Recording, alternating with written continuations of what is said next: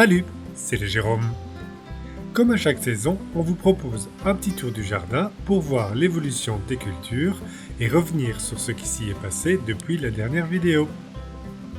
Comme souvent, on commence le tour par la parcelle la plus à l'ouest, avec les buttes qu'on ne voit plus beaucoup vu la végétation et où poussent de nombreux choux. Les framboisiers en bordure continuent à produire de nombreux fruits, ce sont des remontants, et à vrai dire on préfère cette variété, alors à la fin de l'automne on divisera certains pieds pour les multiplier. Dans toute la jungle de choux de cette parcelle, de très beaux rutabagas, des choux cabus rouges, certains ont été très attaqués par les pérides, alors que celui à côté est quasi indemne. Les choux de Bruxelles sont gigantesques, on n'a jamais eu de si beaux pieds. Ils ne sont, eux, pas attaqués, et on peut voir les premières pommes se former à l'aisselle des feuilles. Il y a aussi quelques choux de Milan, très beaux, dont un énorme qu'on a hâte de goûter. Sur le côté, les courgettes ont bien produit, et on a cette énorme courge du Pérou qu'on va découvrir. Elle grimpe sur le bac à compost au pied duquel elle est plantée. Question compost, après la taille de la haie en août, on a mis tout le BRF à composter en surveillant bien l'humidité et en retournant régulièrement les couches. Du coup, il est fortement monté en température jusqu'à 62 degrés lors du troisième retournement. Aujourd'hui, cela s'est refroidi et le compost demi-mûr grouille de vie. Durant l'automne, on en répandra à divers endroits du potager et dans la serre. Pour terminer avec cette parcelle, sur le bout, après la forêt de choux palmiers, les pieds de maïs qui arrivent à maturité et qu'on commence à récolter. Il y a une partie de maïs doux pour notre consommation et une autre de maïs multicolore qu'on donne aux poules. À côté de la parcelle, le plant de courgettes dans les rondins et juste à côté, un prunier qui n'a pas fière allure. En effet, il a de nombreuses branches cassées et puis surtout il ne porte plus aucun fruit. Pourtant des prunes, il y en avait plein dans nos arbres cette année. Et on a trouvé ou plutôt les coupables. Des ratons laveurs ont trouvé le chemin des arbres fruitiers et toutes les nuits, un ou plusieurs viennent à nombreuses reprises pour manger les fruits dans les arbres. Sauf que, ce ne sont pas des pois plumes non plus, et malgré leur agilité, ils vont sur des trop petites branches pour leur gabarit qui du coup cassent.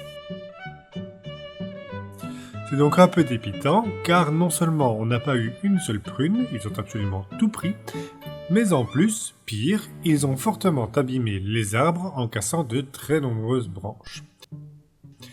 Ils les mangeaient alors qu'elles n'étaient pas encore mûres, donc on n'a même pas pu les récolter pour limiter les pertes.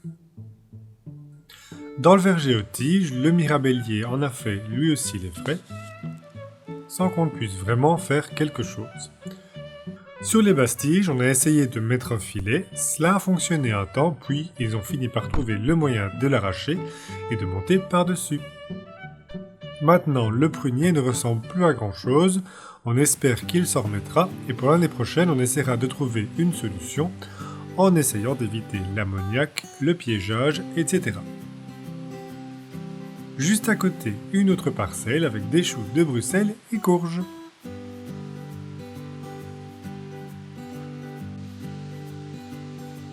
On passe maintenant à la parcelle où poussaient les pommes de terre. Durant l'été, les conditions très humides de cette année ont finalement permis au mildiou de s'emparer de quasi tous les plants de pommes de terre qui ont commencé à dépérir. Aussi, à cette occasion, on s'est aperçu que toutes les fèves qu'on avait laissées pour récolter les semences avaient été grignotées par une petite bête, et du coup, pas de semences pour l'année prochaine. Bref, un peu précocement au mois d'août, par une rare belle journée, on a fait la récolte des patates. Et ça semblait mal s'annoncer, peu de patates sur les plantations, où l'on peut voir le long des racines de tout petits tubercules en préparation, mais qui n'ont pas eu le temps de se développer. Bon, malgré tout, il y en a quand même un peu. Cette année, on a décidé de faire un peu mieux en ce qui concerne la sélection dans la manière dont on reproduit les plants. Au lieu de prélever des tubercules de taille moyenne après la récolte, terminée et tout mélangé, on laisse ici les récoltes groupées par pied, ce qui nous permet de prendre les plants pour l'année prochaine dans un lot qui a bien produit, plutôt qu'issu d'un plant qui a végété. Même si au final ce sont quasi tous des clones par ce mode de reproduction, il y a toujours un peu de variation ou d'épigénétique qui influence la lignée des cultures. La récolte a été correcte, ce n'était pas si catastrophique que ce que l'état de la verdure laissait penser. Mais on n'a pas la moitié en poids de ce qui était espéré, qui aurait dû être un peu plus que l'année dernière. Après séchage au soleil, on les a remisés, et les plants sélectionnés pour l'année prochaine sont mis à part pour verdir. On va aussi faire un petit test avec les patates pour l'année prochaine, car on a eu une belle surprise.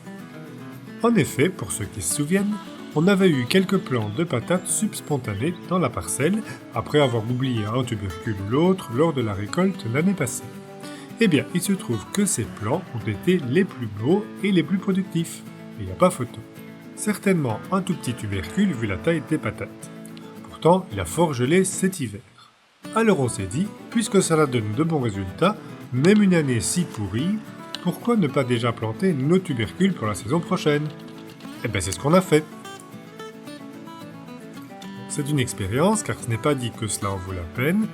Le plan subspontané qui a donné de beaux résultats était peut-être le seul qui a survécu parmi de nombreux autres et qui n'ont pas tenu le coup ou ont été dévorés par les rongeurs.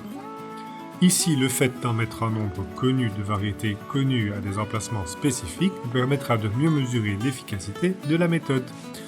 Ceci dit, même si ça fonctionne, il faut voir sur plusieurs années avant de tirer quelques conclusions.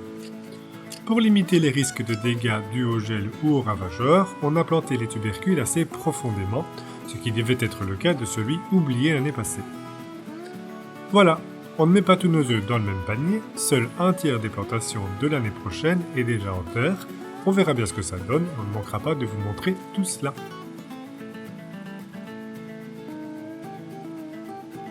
Pour terminer, après les récoltes et plantations, on a fait un semis d'engrais verts, de facélie ainsi que d'épinards qu'on avait laissé monter en graines. Puis recouvert le tout d'une fine couche de foin, et on est du coup venu au bout du foin de la meule. Il reste encore la partie sous abri au poulailler. Aujourd'hui la facélie a bien levé, mais aucun épinard. Et à vrai dire, on a remarqué que toutes les semences avaient un tout petit trou et étaient grignotées.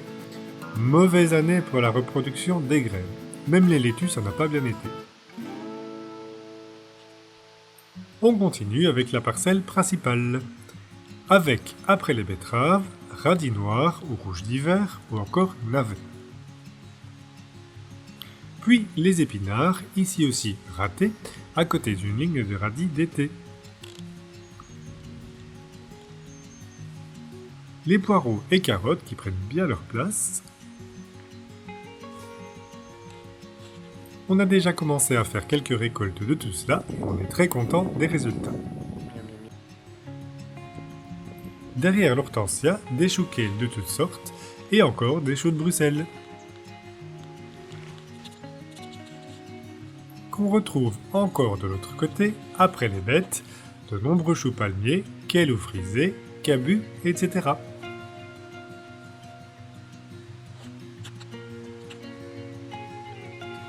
Avec au bout quelques beaux panais et des courges. Sur la parcelle suivante, les tipis de haricots qui ont été bien productifs, on a fait de très belles et nombreuses récoltes et du coup plein de conservation. On a aussi laissé des cosses à grossir pour la reproduction des semences et du côté le mieux exposé au soleil pour qu'elles puissent bien sécher. Ici, une variété à manger en grains qu'on a laissé arriver à terme et sécher en espérant, comme pour les semences à côté, que cela ne pourrira pas avec l'humidité. On passe à la serre. Eh bien, on aura eu quelques tomates malgré tout. Mais ça a été de justesse, car dans la semaine après la dernière vidéo, où tout allait bien dans la serre, le mildiou a commencé à se développer très rapidement sur les plantes de la serre. C'était la jungle et sans doute la densité de végétation n'a pas permis une bonne aération. Bon, de toute façon il y avait quasi 100% d'humidité relative dans l'air en permanence cet été, donc un milieu très favorable à la maladie. Quoi qu'il en soit, on s'est décidé à tailler drastiquement les tomates pour d'une part retirer les plants condamnés ou les parties les plus atteintes, mais aussi pour permettre de bien ventiler l'espace. Cela en désinfectant bien régulièrement le sécateur dans de l'alcool pour éviter la contamination. Du coup, la serre a tout de suite changé d'allure et les plants tout chétifs de tomates faisaient peine à voir. Mais on a eu nos quelques tomates et même de quoi faire quelques bocaux de coulis, alors on est content malgré tout. Là où la serre ne nous a pas déçus, c'est avec les concombres. Il y a des jours, on en a récolté des paniers entiers, une productivité incroyable. Maintenant, c'est terminé et on a retiré les lianes, et puisque cela laisse plus de place à la lumière, on a repiqué 2 plants de courgettes pour la fin de saison. Sur les côtés, les aubergines, autour desquelles la Clayton de Cuba a commencé à lever. Les aubergines n'ont rien donné du tout, il y avait pourtant des fleurs, visitées par les bourdons, et on secouait même les plants, mais rien. Tout juste quelques débuts de fruits, mais qui avortaient assez vite, sans doute pas assez de chaleur. Et les poivrons, eh bien certainement pareil, de beaux fruits, mais qui tardent à mûrir, voilà seulement que les premiers se mettent à rougir. Sauf que la lumière baisse rapidement, et la serre commence à n'être exposée au soleil que tardivement dans la journée. Espérons, au pire ce seront des poivrons verts. Pour finir dans la serre, aussi quelques céleris et un magnifique chou de Banton qui a été pas mal attaqué par les pierrides, mais qui s'en sort. On va tenter le bouturage pour le multiplier.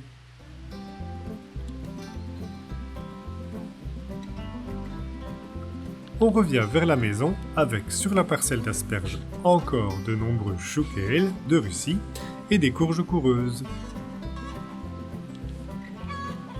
Au-dessus, quelques poires qui restent encore vaillantes car beaucoup sont atteintes de monoliose, favorisée par le climat humide, et pour le reste, on suspecte aussi les ratons laveurs de venir se servir car ça diminue à vue d'œil. Devant la verrière, les tournesols ont fini leur floraison, ce qui attire de nombreux oiseaux, et à leurs pieds, du trèfle incarnat comme engrais vert.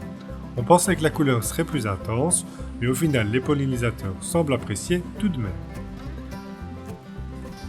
Dans la dernière parcelle qui revient vers la terrasse, de nombreuses céleris branches, avec derrière les fraisiers qu'on a reproduits et qu'on ne va pas tarder à repiquer pour constituer une nouvelle ligne. Au-dessus de la terrasse, de très grands tournesols qui sont eux encore en fleurs, avec à leurs pieds les topinambours qui tardent, comme toujours, à fleurir.